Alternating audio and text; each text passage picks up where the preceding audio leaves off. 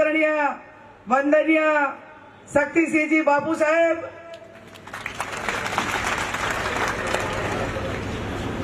गुजरात प्रदेश कांग्रेस समिति कार्यकारी प्रमुख आदरणीय इंद्रविंदरसिंह गोयल साहेब, बलदेवजी ठाकुर, गुलाबसिंह भाई राजपूत, गिरी बन्ना साहेब,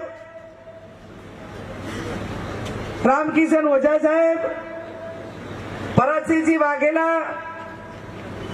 जागीरदार समाजना करणी सेना, महाकाली सेना, बनासकांठानी संकलन समितिना सौ युवान भाईओ,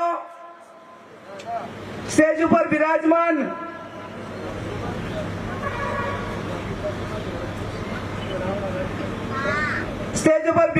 અને આપ સૌ આમંત્રણને માન આપીને પધારેલ ક્ષત્રિય રાજપૂત સમાજ, જાગીરદાર સમાજ અને રાવણા રાજપૂત સમાજ,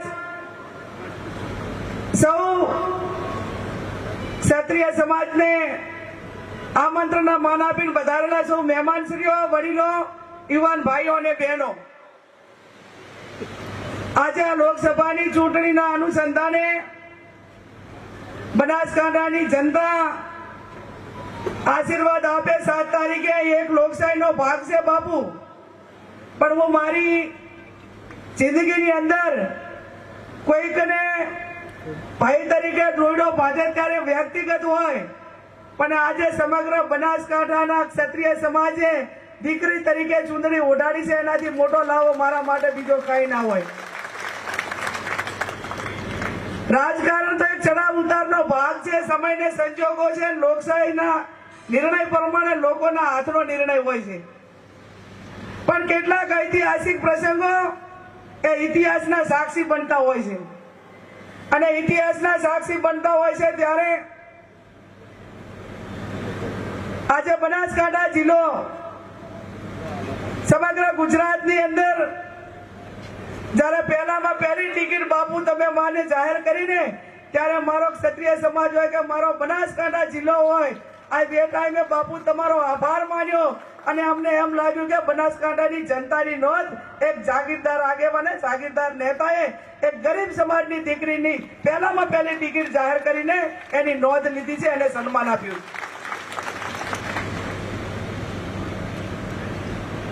મારા સૌ વડીલોને એક બેન દીકરી તરીકે મારે કોઈ રાજકીય ભાષણ નથી કરવા।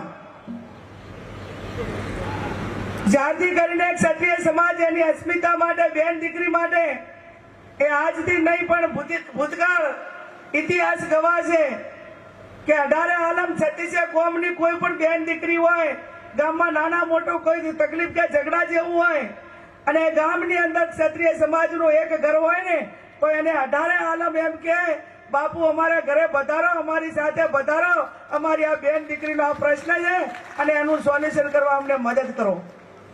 આ પ્રણાલિકા જ્યારે એ સમાજો સાથે સંકળાયેલી હોય ત્યારે મેં કહ્યું એમ રાજકારણ એ લોકોને એક લોકશાહીનો ભાગ છે, પણ જ્યારે સમગ્ર તમામ સમાજ 18 આલમ 36 કોમ એ જાગીરદાર સમાજ માટે પોતાની દીકરી માટે મદદ માંગતી હોય, એ ઇતિહાસ આપણી પાસે ગવા હોય અને જ્યારે ક્ષત્રિય સમાજની પોતાની બેન બેટી સામે કોઈ પણ એક રાજકીય એવડા ગજાના માણસો, સમજણપૂર્વકના માણસો એ પ્રકારના ઉચ્ચાર કરે ત્યારે ક્ષત્રિય સમાજ ક્યારેય પણ ના ચલાવી લે, અને ના ચલાવી લે એટલા માટે કે આ પ્રણાલિકાને કંઈક ને કંઈક ક્ષત્રિય સમાજની પ્રણાલિકાને કલંક લાગે, અને એટલા માટે કરીને આજે આ બનાસકાંઠા જિલ્લે ક્ષત્રિય સમાજે જે અસ્મિતા માટે કરી બતાવ્યું છે ને એ ઇતિહાસમાં આવનાર સમયની અંદર કોઈ પણ બેન દીકરી સામે કોઈને ઉચ્ચાર કરવો હશે ને વાલ્મીકી સમાજની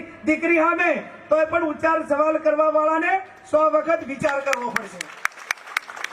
આ સ્થિતિનું નિર્માણ આજે એક બનાસકાંઠા જિલ્લાએ કરી બતાવ્યું છે ત્યારે બાપુ મારે આ ક્ષત્રિય સમાજને અભિનંદન અને ધન્યવાદ અને નમન એટલા માટે કરવા પડે કે ઘણા બધા બનાસકાંઠાના ગામો એવા છે કે જ્યાં ક્ષત્રિય સમાજના 1-2 ઘર હોય અને ભારતીય જનતા પાર્ટીએ ત્યાં મીટિંગ રાખી હોય ને આગલે દાડે સમાચાર મળે કે આવતીકાલે ભારતીય જનતા પાર્ટીના ઉમેદવાર કે આગેવાનો આ ગામમાં આવવાના છે, એ દિવસે આગળના દિવસે મારા ક્ષત્રિય સમાજના યુવાનો તમામ સમાજને જઈને નર્મ ભાવે વિનંતી કરે કે અમે આખી જિંદગી તમારા ભેગા રહ્યા છીએ અને અત્યારે અમારે તમારી જરૂર છે, તમે અમારા ભેગા રહો અને અમારા કહેવાથી આ મીટિંગ ના કરો. અને સમગ્ર તમામ ગામોની અંદર તમામ ગામના તમામ 18 આલમ 36 કોમે એ જાગીરદાર સમાજને ટેકો આપીને એ ગામમાં ભારતીય જનતા પાર્ટીની મીટિંગ નથી થવા આપી. આ તમારી લોકો સાથેનો પ્રેમ સ્નેહ ને લાગણી છે. એક બાજુ શરમુક્તાર સાહેબ, એક બાજુ નરમતા છે.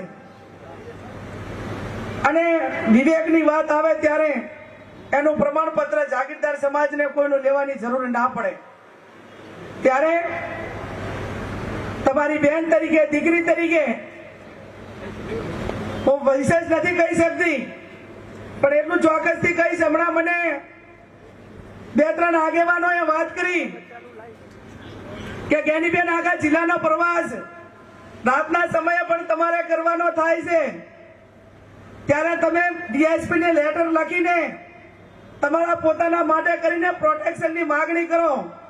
મેં એમને નર્મ ભાવે જવાબ આપ્યો કે સમગ્ર બનાસકાંઠા જિલ્લામાં ગામો ગામ મારો ક્ષત્રિય સમાજ ફેલાયેલો હોય અને એક કુળની કુંવાસીને પ્રોટેક્શન માંગવું પડે તો એમની ખુમારીને ક્યાંક લાચન લાગે.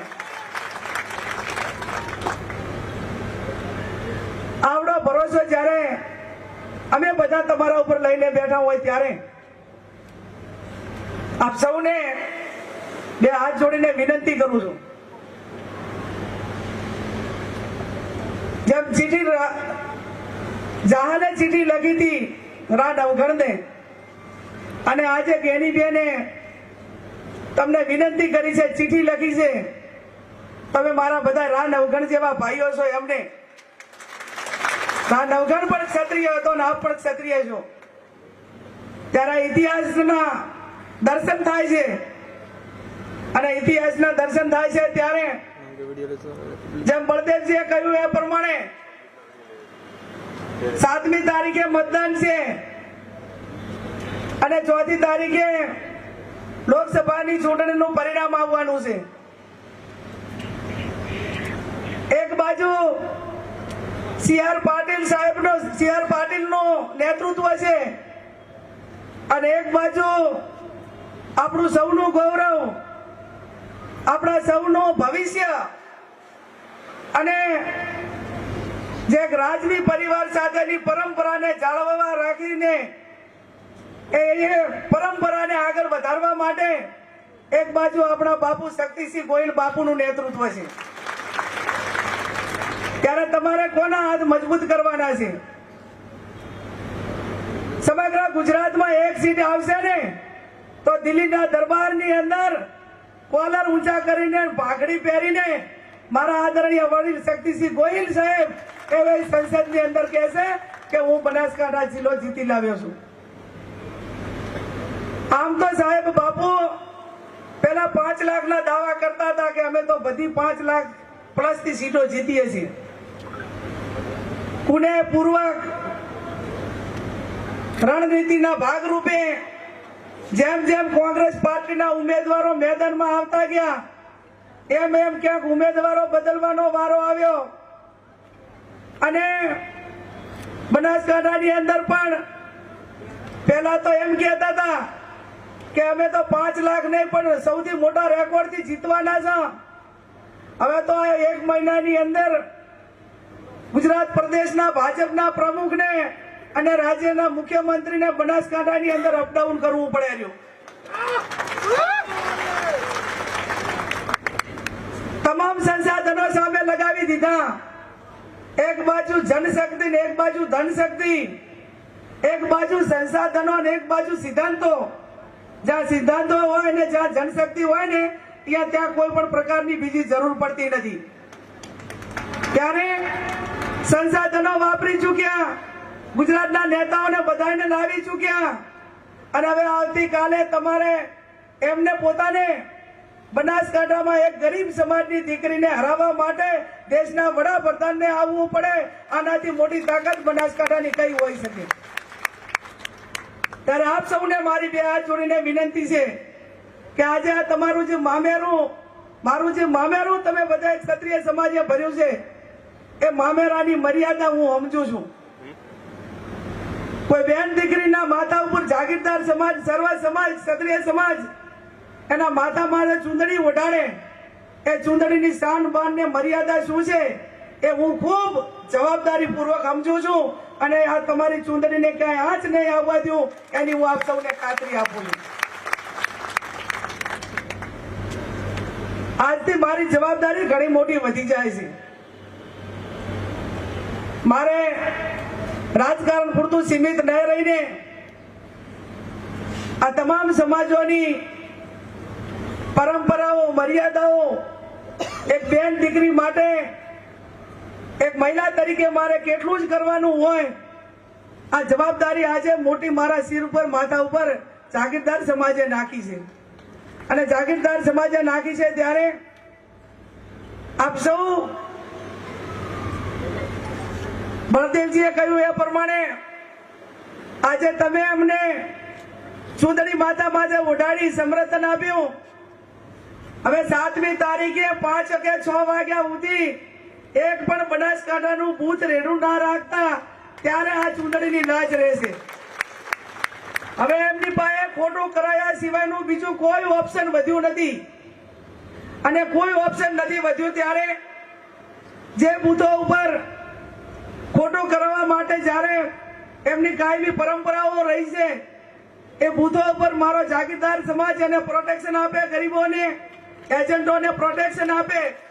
અને જ્યાં સુધી મતદાન પૂરું ના થાય ત્યાં સુધી ખડે પગે રહી અને પાર્ટીને કોંગ્રેસ તરફ ઉપર કોંગ્રેસ પાર્ટીને મતદાન થાય એ પ્રમાણેની જે વ્યવસ્થાઓ હોય કે જે કઈ નાના મોટું કરવાનું હોય રાજકારણમાં મારે તમને કઈ કહેવાનું ના હોય. અને જાગીરદાર સમાજમાં મારે એક ઠાકોર સમાજની દીકરી તરીકે રાજકીય વાત કરવી એ હું પોતે પણ યોગ્ય માનતી નથી. ગળ સુધીમાં બ્લડમાં જેને રાજકારણ વારસામાં મળેલું હોય એને કઈ એંગલથી લડવું, શું કરવું એ તમામ રણભૂમિ સાથે વર્ષોથી પરંપરાગત રીતે લડો છો. ત્યારે હું એટલું જ કહું કે તમારી બેન દીકરીને વિજય બનાવજો. અને આજે હું તમને બધાને આ ડીસાની જગ્યા ઉપરથી, ડીસાની ધરતી ઉપરથી ખાતરી આપું છું કે આજે ક્ષત્રિય સમાજ સમગ્ર 18 આલમ 36 કોમ ઠાકોર સમાજની દીકરીને મદદ કરે છે. આવતીકાલે ક્ષત્રિય સમાજ હોય 18 આલમ 36 કોમને આજે કોઈ અમને વેત નમે તો આવતીકાલે હાથ નમવાની જવાબદારી અમારી છે અને એમાં અમે કઈ પીછેહટ નહીં કરીએ. અને લાસ્ટમાં માં જગદંબા ભવાનીને પ્રાર્થના કરું, અમને મારા ભાઈઓના, વીરોના પધામણા કર્યા, વળામણા કર્યા, એમના એક પરંપરાગત રીતે ભામણા લીધા. માં ભવાનીને પ્રાર્થના કરું કે હે માં ભવાની જગદંબા, હે માં અંબાજી, મારા ક્ષત્રિય સમાજની એકતાને ક્યાંય નજર ના લાગે એ જ શબ્દ સાથે આપ સૌનો ખૂબ ખૂબ આભાર. ખૂબ ખૂબ